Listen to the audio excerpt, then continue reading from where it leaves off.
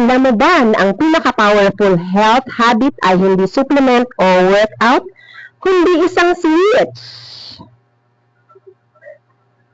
Sleep acts like a switch na nag-on ng healing energy at malaki ang naitutulong para sa pagme-metabolize ng nutrients mula sa pagkain.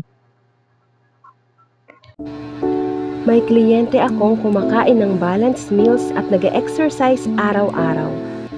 Pero lagi pa ring pagod at nagkakasakit pa rin. Hindi kakulangan sa gulay o ehersisyo ang problema. Na-deprive na talaga siya ng tulog. Nutrition fuels your body, exercise strengthens it, pero sleep ang switch na nagko-connect sa lahat. At may mga pagkain na tumutulong para mas madaling ma-flip ang switch na ito. Tart cherries, may natural melatonin. Bananas, may magnesium at potassium, pamparelax ng muscles. Almonds, may magnesium para sa deep sleep.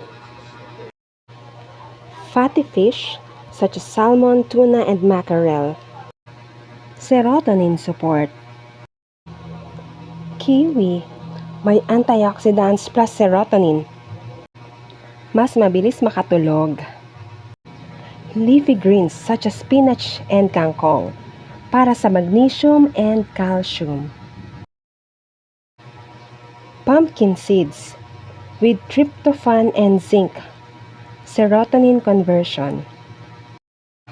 Greek yogurt, may calcium and protein, nakakatulong maiwasan ng blood sugar spikes.